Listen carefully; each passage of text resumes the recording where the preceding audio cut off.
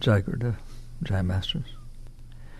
People think that spiritual growth, spirituality, life is difficult. Just while you're in here tonight, I dare you to open up, empty your concepts and views, and let's talk about the fact that spiritual growth is not difficult. Life is not difficult.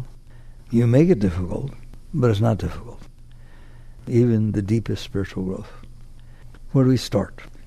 You have to start with facts. I'm not interested in beliefs. I don't care about theories and beliefs and concepts and views and opinions, and they just don't interest me. I've been alive too long to see them change. You read one book, you think different. Read another, you think different. You meet somebody, you think different. You hear somebody, you think different. It's real easy for it to change, isn't it? Fall in love with somebody, all of a sudden everything's different. All your beliefs, your hopes, your dreams, you change your religion. So let's drop that stuff. And let's start with some basic truths. Here's a basic truth. Your experience in life has to do with what comes into your consciousness. If it doesn't come into your consciousness, it doesn't exist for you. If you've never read a book, you don't know anything about it. If you've never heard somebody or met somebody, you don't know anything about them. If you never saw a certain type of tree, it's not in your realm of understanding. Therefore, your experience in life is where your consciousness falls. I don't care where it falls. I'm not judging it. It's not about good or bad or right or wrong or anything. Drop all that stuff, just while we're here. It's just the reality that your consciousness is like a light. Where it shines and illumines, that's what you see. That's what you experience. We talked last time how you don't know anything. You don't know anything. None of you. None of us. Why? Because you only know what you've experienced. How can you know what you haven't experienced? And you haven't experienced anything. What do you mean? Well, at this moment or any moment in your life, you're experiencing what's coming in through your senses. How much is not coming in through your senses? What's the percentage difference between what you're experiencing versus what the potential there is to experience? It's a joke. And that is what has happened every moment of your life. You've had this tiny little meaningless amount of experiences, and they're meaningless. I used to study statistics when I was in school. There was a term for it. It was called statistically insignificant. Ever heard that term? It is statistically insignificant. If you're experiencing 1 out of 700 trillion things that you could be experiencing all over the universe, all over the earth, everywhere, you ain't picking up nothing. Are we willing to be honest?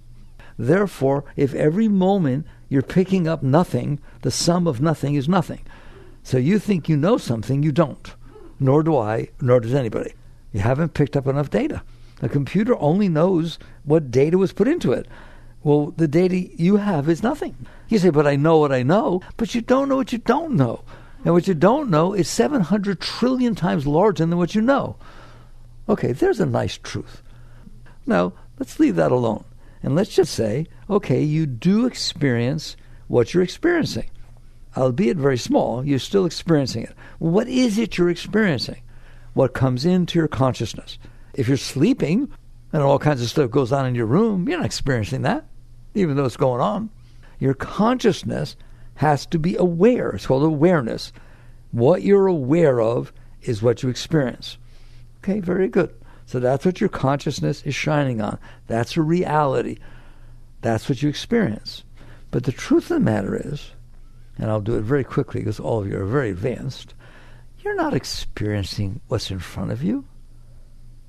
Your mind is so powerful and so strong and so interesting that it's yucky all the time.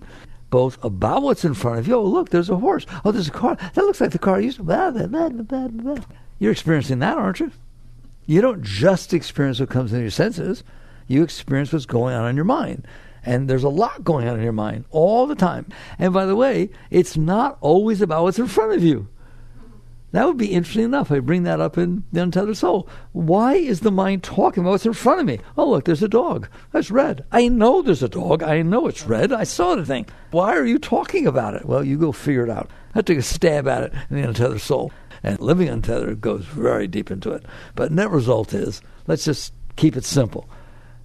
You experience it, it comes into your senses, and you have this mind that is another thing you can experience while you're experiencing the outside. Have you ever been reading a book and noticed that you didn't read a single page? Come on. Well, I don't understand. You turned the page. You went there and you go, I got to turn it back. Not one single. Why? Because the consciousness was not receiving what you were, even if you were reading it. The dog went up, no, the mind's doing something else. There's something else going on in your mind that consciousness is more interested in. Therefore, even though this act of supposed reading is taking place, nothing's happening because it didn't get to the consciousness. So you, the consciousness, are what you experience. So one you can experience is the world outside, but you don't. The vast majority of what you experience is the yakety yak of your mind. So how would I just stop for a second and tell you, your mind determines what you experience. If somebody's talking to you and telling you something, your mind's saying, I don't listen to this guy. I got to be somewhere. Oh my God, he's taking so long. This is ridiculous. That's what you're experiencing. That is the experience your consciousness is having, because your consciousness is wherever you put it, and your mind is very distracting. So basically, you have the world that you can pay attention to, you have the mind you can pay attention to, and we pay a lot of attention to the mind. So that's your experience in life. I also, in the new book, we make sure we add emotions. Do any of you experience emotions? Are they powerful? Do emotions distract you? Yeah, that's for sure. So your mind can distract you, the world can distract you, your emotions can distract you. In other words, you're distracted. So do you have the choice of where you put your consciousness? Sometimes, but very rarely. All right? I have to study now. You have to fight to put your consciousness there, and sometimes it goes away anyways. Okay, so you do have consciousness, and the purpose of this is the experience of your life is what you are conscious of. And I'm telling you, and you know, that does not necessarily mean what's in front of you, because there's this noise going on inside of you that's very distracting, which are your thoughts and your emotions. Okay, fine. So if my life, we're talking about your life. We're not talking about some little thing. We're talking about you were born and you're going to die. And in between that time, you experience things. And those experiences are what your life is. Why would you say that? Because if you didn't experience it, it has nothing to do with your life. It doesn't affect you in any way, shape, or form. It's going on Timbuktu right now, or on Saturn, or on Mars. There's a lot of places that have nothing to do with you, aren't there? But your consciousness experiences this tiny little bit of stuff, which is what's coming through your senses, your thoughts, your emotions, and whichever the most powerful at any given moment, that's your life. That's saying, that's your life. How is it? That's what the new book asks. What's it like in there? I'm telling you, I don't care how high you think you are. I don't care how much you meditate. I don't care how happy you are with your relationship. It's not so nice in there. It gets awkward in there, doesn't it? It gets scary in there.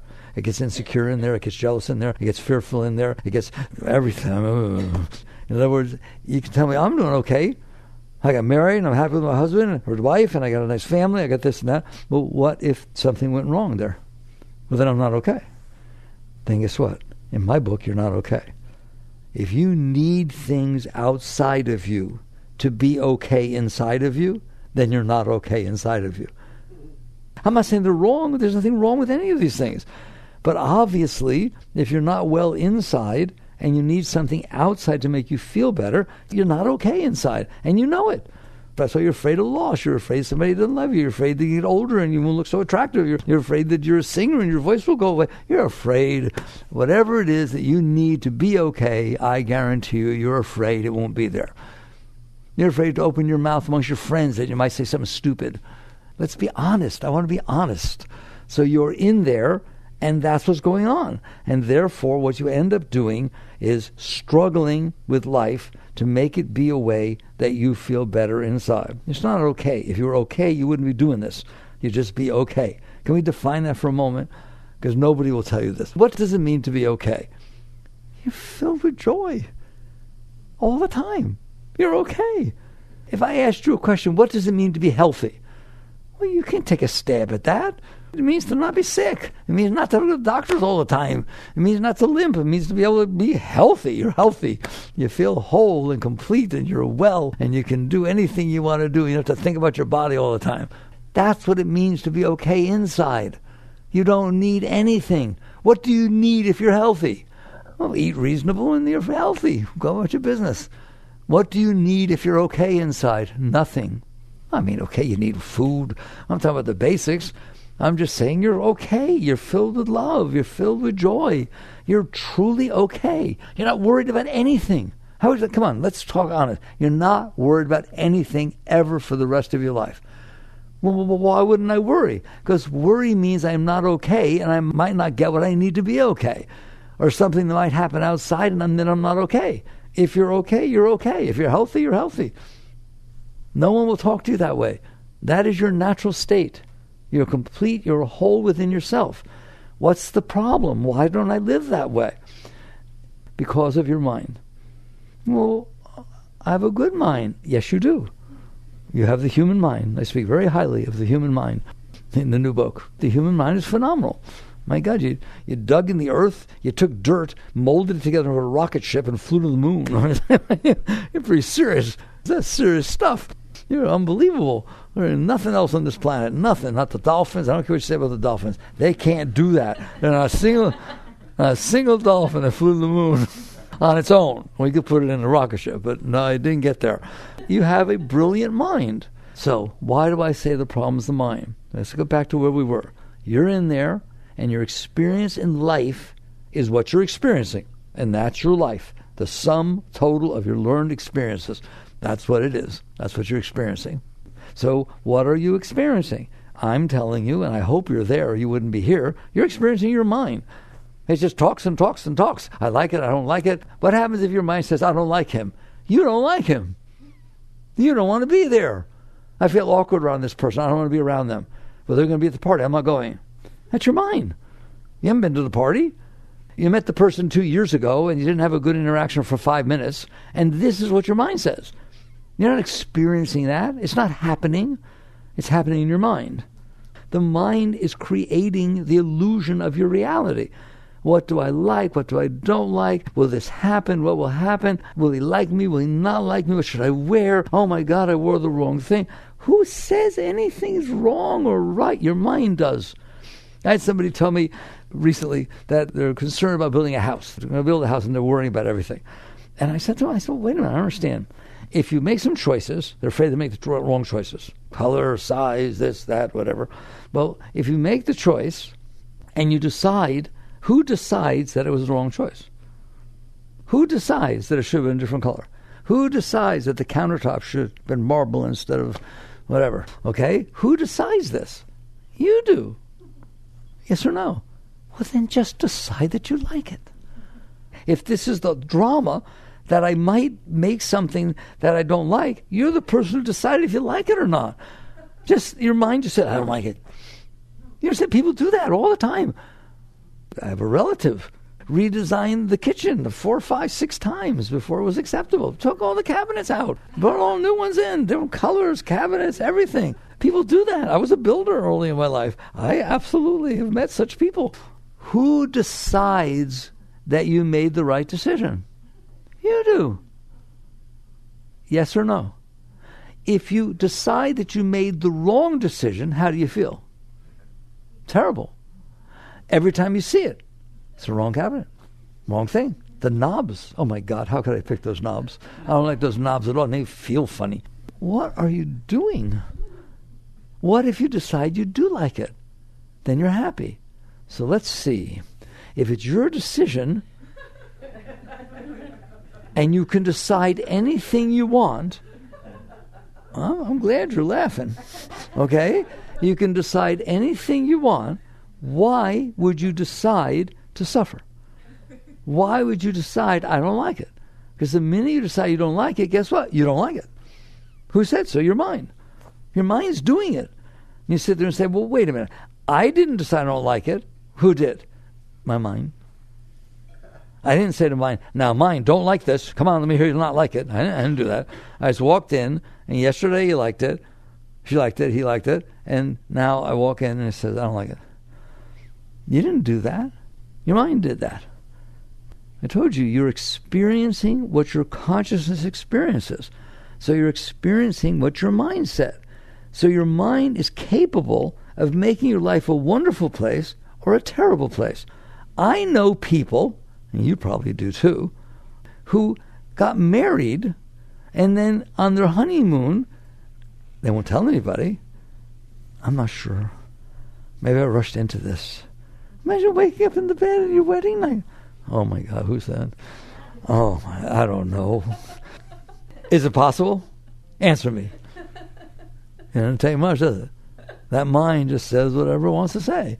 So you wake up and you realize you are experiencing your mind. You're not experiencing reality. You're experiencing your mind. There's no reality about like and dislike. That's just mind. I did this in the book. I hate to do it to you, because not all of you study the natural sciences.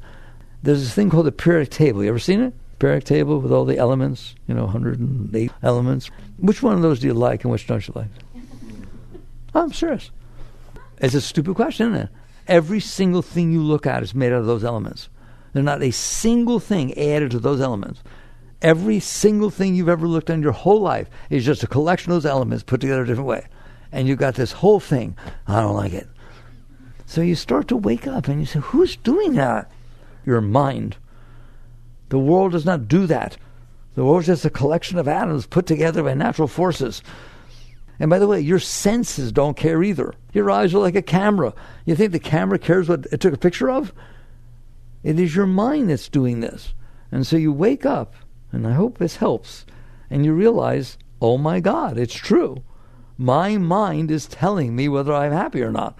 My mind is telling me whether I like it or not. My mind is telling me whether I made the right decision or not. My mind is telling me whether I look good or don't. My mind is telling me everything. And then based on what my mind is telling me determines the quality of my life. It's not the world. But because my mind does this, I have to manipulate everybody and everything in my world so that the mind says I like it. It's just amazing. The mind determines the quality of your life. Why? I told you your life is made up of the sum total of your experiences. You're not experiencing the world. You're experiencing what your mind says about the world. If I send you to Paris and your mind says, I want to go to Paris. Oh my God, if I go to Paris, that'd be unbelievable. Or I'll send you to Paris, right, and there'll be a roach in the hotel room. And you can't get it out and you don't know how to speak French and all of a sudden you're having a terrible experience. Wake up. You're doing this. Your mind is doing this. And what people do, and this is very sad, is they don't understand this. They don't realize you're experiencing your mind. And then because you have no control over your mind, because you don't understand you're experiencing your mind, you go out there, in a sense, your mind's your guru. It says, do this, do this, do this. Make her like you. Make this happen. It tells you what to do so that it will be okay. It says, this is what has to happen for me to be okay. Go out there and make it happen. And you do it all the time, don't you? I don't like it here. I just don't like it here. Here, right here. I don't like what he's saying. I don't like it. You might say, I don't like it. I don't like it. Or I want to leave. Well, you're gone. Bye. And you say to yourself, I have the right, you have every right in the world to be completely lost in your mind. What do you mean? What if your mind says, I like it? Then you stay. Whoa, that's weird. Maybe you better figure out why your mind says, I like it or I don't like it, since it's running your life. And what you're going to find out, and the new book goes into it very detailed, so I won't, but the new book goes into why does your mind say what it says? Why does your mind like some things and not other things? And how addicted are you to what your mind says? And I'm telling you, you're completely addicted to what your mind says. I want to see you actually live what I'm telling you. Don't listen to your mind. It doesn't know what it's talking about. You want to have a good time? Enjoy your life. If it's raining out and your mind says, oh, it's raining, I wanted to go camping, just tell your mind, okay, listen, I love the rain. I love the rain. I really don't want to go camping anyways. Yes, I did. No, you don't. It's just, what if it said, oh, goody, it's raining. I felt tired anyways when I got up. This is God's grace. It's raining. Just do that. Everything's God's grace. You can do that. You can do anything you want with your mind. What your mind says by default, it's meaningless. It's based upon past experiences that you had, maybe when you were 3 or 5 or 8 or something like that. If your mother took Barbie away too soon or wouldn't get you here, your mom wouldn't get you a Vegas Barbie. That's what you wanted, a Vegas Barbie. You know, that was when you were 12 or whatever it is. Now you got problems with Vegas, you got a problem with it. You want to go to Vegas? No, I don't want to go to Vegas. No. You don't realize it left impressions. It left impressions on you from 2 years old, 8 years old, 12 years old. The boyfriend left you, this happened, that happened, the ex-husband. All these things left impressions on you. That's why your mind says what it says. There's nothing holy about what that mind is saying about like and dislike. They are just impressions that you couldn't handle them when they took place. They left impressions on your psyche, on your mind, and now the mind talks from there. It says, oh yeah, here, this is my favorite. We're married, we go to Niagara Falls on our honeymoon, we're the happiest people that ever lived. Fast forward 2, 3, 4, 8, 10 years, and all there's is fighting and disagreement, and it's terrible. And finally you go to a marriage counselor and they say, find something that you all enjoyed and try to do it again. Please do not go back to the same hotel room in Niagara Falls where you went 10 years ago. You're not the same people. It's not the same thing. You think that because you liked it then, you're going to like it now. You go back to a high school reunion 30 to 40 years later looking forward to see Bob or Sally. You wouldn't even recognize them. You know, they don't look the same. Oh, you've changed a lot. Yes, it's been 40 years. You stored these impressions. You stored these things in your mind. And now your mind will naturally, it's based on the data that it has in there. That data is old. That data is meaningless because it's so small. And you just start to catch on. Your mind is not something that's worth letting it ruin your life or letting it run your life. So it says, I'm not happy. And then it thinks, well, what used to make me happy? And then it goes out there to try to be happy that way. What if instead you looked at your mind, you said, whoa, slow down. You don't get to run my life. I'm in here. I'm the boss. Be happy. I'm not happy. Learn to be happy. You'll be much happier if you learn to be happy. Instead of saying, I'm not happy, now I have to find the things, I have to figure out with my mind. Oh, now let's just look at this seriously. Your mind already told you I'm not happy. Your mind said I'm depressed. I'm not happy with what? Anything. I can't even imagine I could ever be happy. Okay, so now go to that mind and say, okay, I'm sorry, mind, I'm sorry, I'm not happy. What exactly needs to happen so that you can be happy? How can you go to a mind that says I'm not happy and ask it? It doesn't know happy. It's not happy. Go to a happy mind and say, are you happy? I'm filled with love and joy. What do you need? Nothing. Let's go do anything. Let's have fun. That's what a happy mind says. What does a depressed mind say? I don't know. I can't fit. Maybe I should. Nah, that won't be anything. Why are you going to a broken mind and asking it how to fix itself? By definition, it doesn't know. It doesn't understand. So the purpose of this talk, I haven't even hit yet. What can you do with your mind that improves your life? It's your mind. They're your thoughts. The fact that the mind has these impressions inside, and by default, I'm a computer guy, we always have a default. What does by default mean? If you don't do anything, what will happen if you don't do anything? If you don't do anything, it'll spew up all this garbage that you stored from your past. And in general, what you stored is stuff that bothered you. Any of you go through high school? It was tough, wasn't it? Relationships, this, that, anything. It was tough. So you got all that stuff in there. And you got insecurities. A lot of people trace their stuff back to what happened during different periods of their life. My best friend left me. I don't even understand why. Well, you're in high school. Right? People have traumatic experiences in junior high and high. They're not even learning how to handle anything. And kids don't treat each other right, and so on. So all of a sudden, you're 33 years old, and you got that stuff still in there, don't you? That's why your mind is the way it is. I highly advise waking up and realizing you don't serve your mind. You don't serve what it says I want and what I don't want, what will make me happy, what makes me sad. Those are just leftover impressions from your past. What do you do instead? Let's talk about how to use a mind in a constructive, positive way. You got one, you might as well use a positive.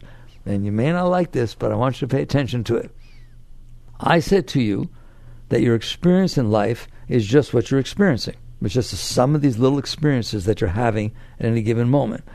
That's because you're limiting it to what's coming in through your senses.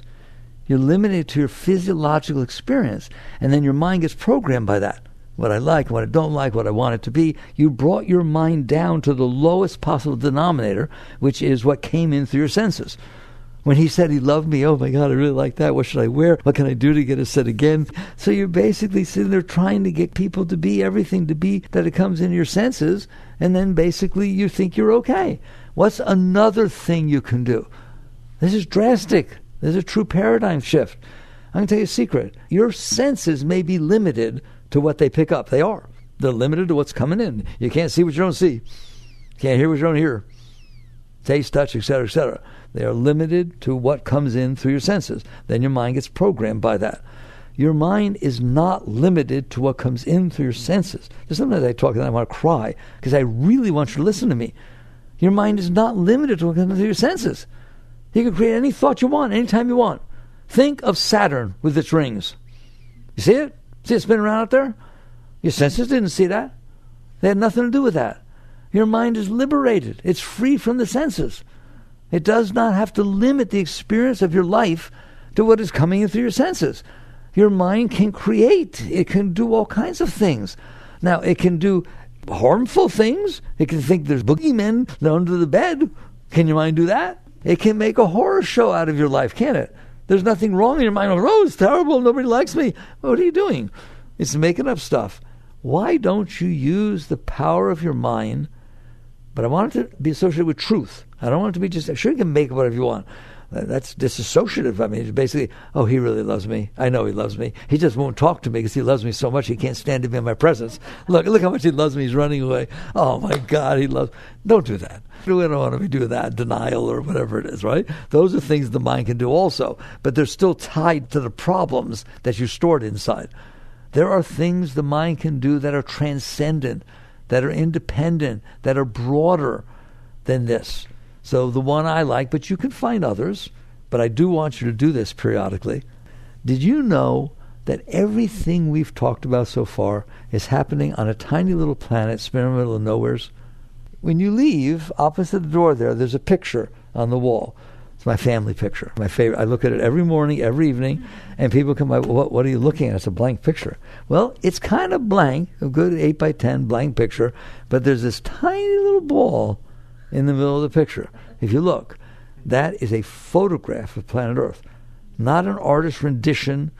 It is literally, when Cassini was flying a Saturn, they turned her around at 2 million miles out. Not where the satellites hang out, not the moon. 2 million miles out, it turned around and took a snapshot of home.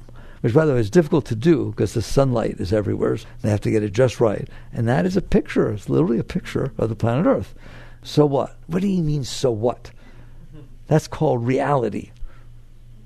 So it's not true that the only reality you can experience is the moment in front of you. Your mind is capable of taking into consideration this thing called a bigger truth. A truth that transcends this personal junk that we're all caught in, what I like and what I don't like and what so-and-so did. Give me a break. You have this great mind, and that's what you did with it, right? So instead, at least once in a while, and I mean, to me, it's all the time. If I walk outside, we take walks, it's beautiful out in the country, you take a walk, my mind always will sit there and say, it'll stop me, this is what the surface of the planet Earth looks like. Trees, fields, lakes, mountains. That's what the surface of the planet Earth looks like. You didn't do it. I didn't do it. Nobody did it. That's what it's been looking like. That's what it looks like. And don't get into your head, but they're ruining it. No, we say we're going to leave everything outside for right now. The truth of the matter is you're sitting on a tiny little planet, and that's what the surface of the planet looks like. But guess what? I've taught you this before, but there's no way I can stress it enough. 1.3 million planet Earths fit inside the sun. Take the Earth, tiny, put just one star. 1.3 million of the planet Earth fit inside the star. And you're worrying about what? What exactly have you? A run in your stocking? You spilled a little coffee on your pants or your dress? You said hello to somebody and they didn't turn around? Whoa, man, this is getting tough to handle. You're sitting on a planet in the middle of nowheres, and this is what you chose to do with your mind? How about we don't do that with our mind? Or if it does that by default, which it does, we have a higher way we can use our mind. I'm really suggesting you do that. I'm not kidding. That you regularly realize this truth that you have no right to ignore. That you're sitting on a planet that's really tiny, spinning around empty black space. And your mind is making a melodrama out of your life. Your mind is ruining you can't enjoy your life. Look what he said to me. Oh my God, I wonder if he'll like me. Did I do something wrong? Did I do something wrong? Ever think like that? You go talk to somebody, and then you walk away, and your mind says, oh, I shouldn't have said that. I wonder if they misunderstood that. Should I go back and... No, don't go back and say it. Was that fun? Make for a nice life? No. Why are you doing that? Why are you tolerating that? It's your mind. You get to do with it what you want. Right now you can't because you haven't learned how to. Right now what your mind does is all that garbage I just talked about, all that personal stuff. What do I want? What do I not want? What do I like? Oh my God, I was excited about this. Now I don't get to do it. It's pretty crazy. This mind is capable of, for a moment, during all of that, saying the following. Shh, you're sitting on a planet in the middle of nowheres for a few years. Don't worry, you don't have to stay. You're not going to stay. No one has ever stayed. They did a statistical study of everything that was born. There was a 100% correlation coefficient that whatever was born died. You're no exception. I know you're exceptional, but you ain't accepting that one. So you're sitting on a tiny little planet, spinning in the middle of nowhere for a few years, and you can't handle it, can you? You can't have a good time. You can't just handle it. I'm on a planet in the middle of nowhere, and whatever's going on is going on. That's what's going on. And it doesn't matter what's going on because there's 700 billion other things that are going on I don't know about. So I'm not getting all tied about this one. And you start doing what's called work with yourself. You use your mind constructively. Your mind is not the enemy. Now it is, because you let all these negative impressions get left in there and you're scared and you got to prove yourself, right? You're only happy if everybody's clapping. What if you stood up there and they booed? You're still on a planet in the middle of nowhere, spinning around. Hooray, they booed. It was so much fun. Whoa, how would you like to be like that? Wouldn't that be fun? You don't have to worry ever again for the rest of your life. You enjoy what it's like to be on the planet Earth. It's an amazing place. There's lots of different experiences, lots of different people. And guess what? It happens to be the nicest planet we found. The Hubble is up there. Now the Webb telescope, they've looked at everything for a long time. No one found anything at all. Let's not talk about the majesty of the planet Earth. They didn't find an amoeba. They didn't even find a roach. If they found a roach, it'd be the front page of the New York Times. They found a roach on Mars, right? You got plenty of them. It's a happening place. It's a phenomenal place. It's every minute of every day there's things going on, and you can't handle it. Why? Because of what happened to your mind. Because you're not experiencing reality. You're experiencing what your mind says. That's your reality, what your mind says. If you see two people talking over there and then they turn and walk away, your mind says, they were talking about me. I hope he didn't tell her that. If he told her that, I don't want to see her ever again. What are you doing? You're sitting on a tiny little planet in the middle of nowheres being neurotic. And you think the way to not be neurotic is to make sure she wasn't talking about me. I'll go talk about her and find out whether Sally can call her, because I don't want to call her, because that will be embarrassing if she was. Oh my God, what is it, 4D chess or something? What are you figuring out here? Why are you using your mind like this? You can't have a nice life if you're ruining your life with your mind. And you are. And you're saying I can be okay as long as everybody is the way I need them to be and they treat me the way I want to be treated. No. You want to do that, fine. But you come out here, we're not going to do that. When people first started coming out here, way back in, that's the early 70s, I started what was called the I Don't Mind Club. But mind was not a noun, it was a verb. Do you mind if I borrow your car? That is using mind as a verb. In other words, if I borrow your car, is your mind going to say, oh my gosh, you took my car. Why did I lend my car? Or is your mind going to say, sure. Is it going to get verbal? How about the I Don't Mind Club? My mind's not going to do that. Why would I sit on a planet spinning in the middle of nowhere doing that all the time? So one thing you can do with your mind is expand its frame of reference. Right now, the scope of your life is what's coming in through your senses, plus what got impressed on your mind that you didn't like from your past, just this whole personal garbage. What if you think of something impersonal? That's what it's called, the impersonal life. What if I'll take the example of the planet. So I'm sitting here spinning on a planet. Are you? Answer, no. You are, but you're not. You don't ever think about it. You don't ever think of the absolute truth, which is sitting on a little planet spinning in the middle of nowhere. And I didn't even get close. I told you that 1.3 million Earths fit inside the sun. Okay, well that makes it pretty small, doesn't it? Probably I shouldn't be causing all this trouble. The sun is a star. There are 300 billion stars in your galaxy. That's a lot. And the Earth is, what I told you, 1.3 million Earths fit into one of those stars. And what exactly are you having a problem with?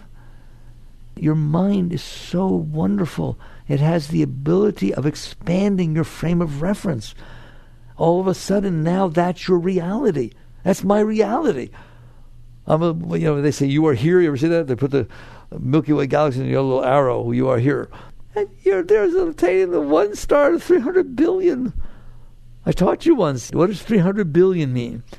Sit in the corner, and 1 second at a time. 1, 2, 3, 4. Count to 300 billion. And come by and tell me when you're finished. 95 lifetimes of 100 years each. And by the way, you can't count. 2,655,422,000,2,512. You can't do that in a second. So you better have a lot more lifetimes.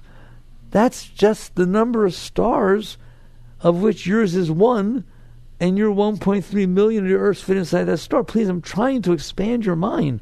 This is what it means to expand your consciousness. You can't expand your consciousness if all you're doing is listening to this mind that's very contracted. What does your mind think about? You. What do I want? What do I not want? What makes me happy? Why did mommy do this? You got all this garbage stored in your mind, and that's all it thinks about. All your mind thinks about is you, your children, your relationship, your car, your thing, your career, what you want. That is really small in relationship to what we're talking about, isn't it? Your mind does not have to do that. Your mind is capable of thinking anything you want if you work with it.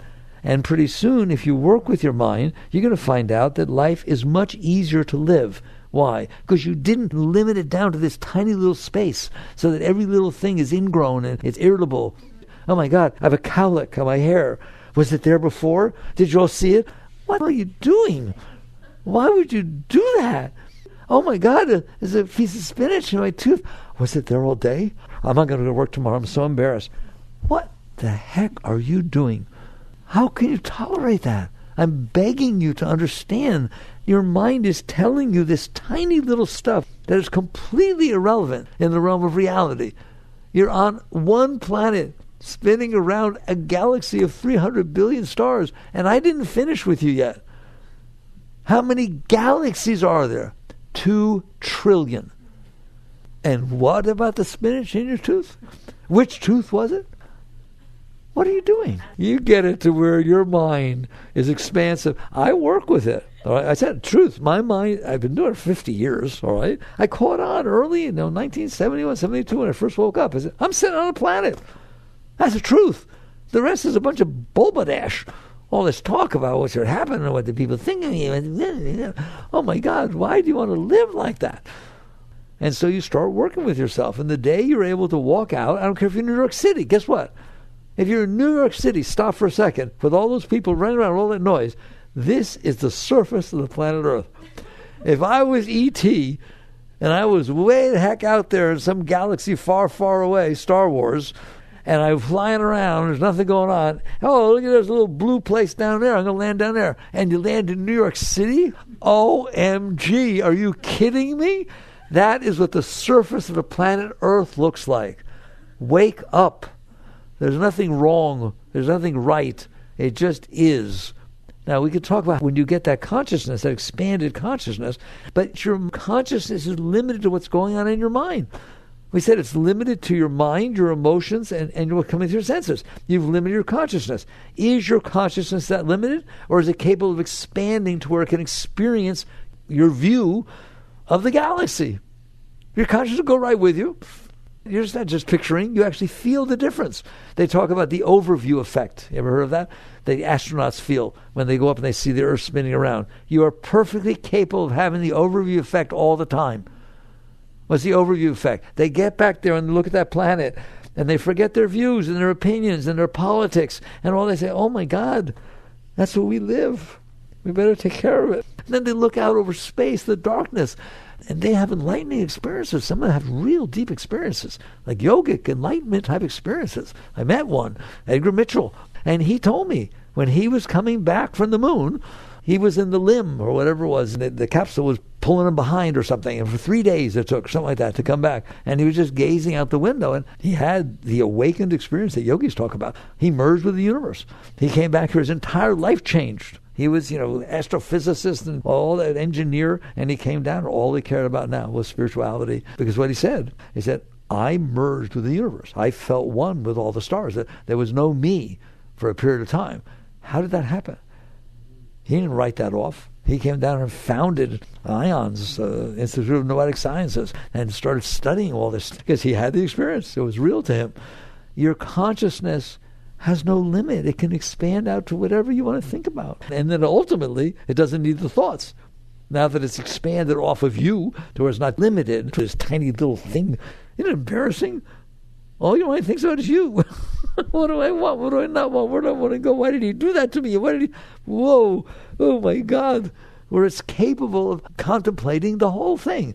So what you do is you start to work with yourself. I just talked about today. I give different talks. I'm focusing now on the fact, sure, I could have a meditation, I could talk about yoga, I can talk about energy exchange, I can talk about all kinds of things. I don't want to talk about that. I want to talk about something that's absolutely real and true, which is you're on a tiny little planet spinning in the middle of nowhere. Wake up. Think of that. Pay attention. And so this is an alternative. I'm giving you an alternative way. It's free of charge. It doesn't cost a single thing. It's just something you can do within yourself, which is to expand your frame of reference. Your mind is capable of doing that, and I'm begging you to play with that. So somebody said, well, that just doesn't do it for me. That's because you're not doing it right. They can't not do it for you. Sure, if you're sitting there thinking about so-and-so, I'm scared about this, and I have a test tomorrow, while you're doing that, you're not going to feel a thing. If you are willing, I told you, we started this conversation by saying, just for this 1 hour, will you leave the mind outside? Are you dare to see something different? If you will let go at least long enough to experience that you're sitting on a planet, if you want to, I used to do it. Here's the planet. It's spinning through space. You're Gulliver the Giant. Sit on it where the planet is your orb. You're just sitting on top of it. You're really big. And just spin around. Spin around. Just sit up top there. Look around. Get your head out of yourself. Just look out there and see what's going on. If I ask you, because I like you, what did you do today? If you're listening to me, you'll say, I spun on my axis. One spin on your axis. It started facing this way, and it went around and spun around, and that's all that happened today. Well, what are all the other things? What other things? What other things? Are you telling me that you look down so finite? You didn't even see the ocean? You didn't see the continents? The states? The cities? All you saw was this 1 inch, or tiny little fraction of a thing was coming through your senses, and that's what your day was? That is not your day. You're on a planet that spun on its axis. It rotated on its axis 360. That's what you did today, and yesterday, and the day before. I'm begging you, work on expanding your frame of reference beyond yourself, because you're getting an ingrown mind, an ingrown toenail, and it hurts, doesn't it? It's difficult to live with. It has all these notions and concepts and views and opinions and preferences and problems.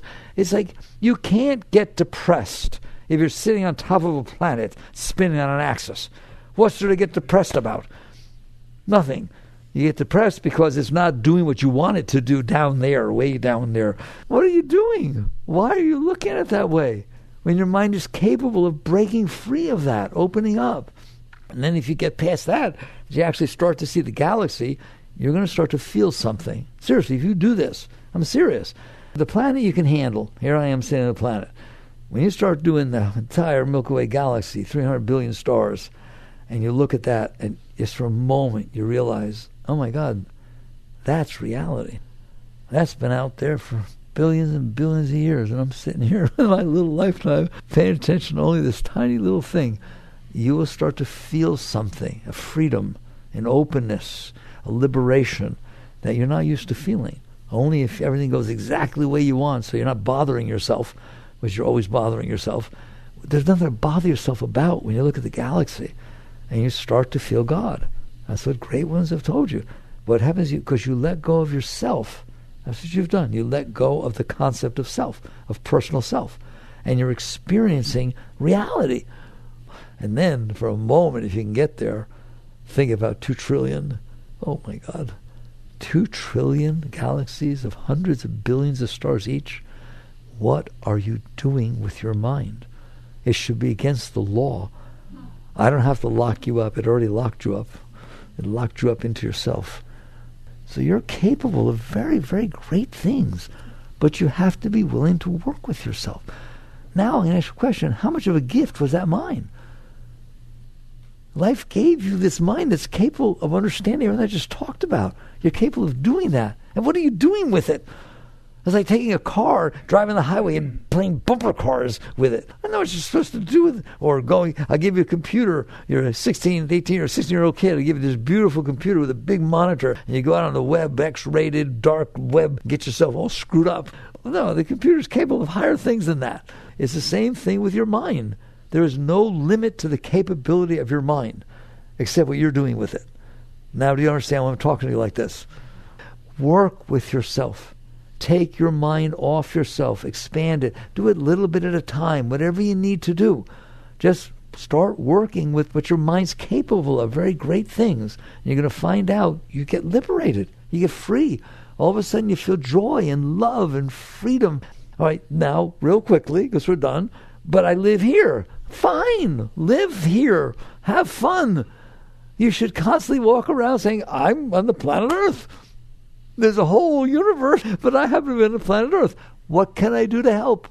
What can I do to raise people? What can I do to help the planet? Sure, by all means, of course. But keep your mind out there. Filled with love, filled with joy, filled with the expansiveness of reality. Help. Serve. Do things. You don't need anything personally. Why would you? Why would you need anything? So you come down here and help out. There. So that is called the impersonal life. That's what it's been called through time. There's the personal life, you know what that is. Then there's this thing called the impersonal life. Your mind is capable of taking you there, isn't it? Usually we talk about the mind being a problem. Well, here's where the mind is not a problem. Here the mind is a very, very great thing, but you need to raise it. Work with yourself. Jagrative.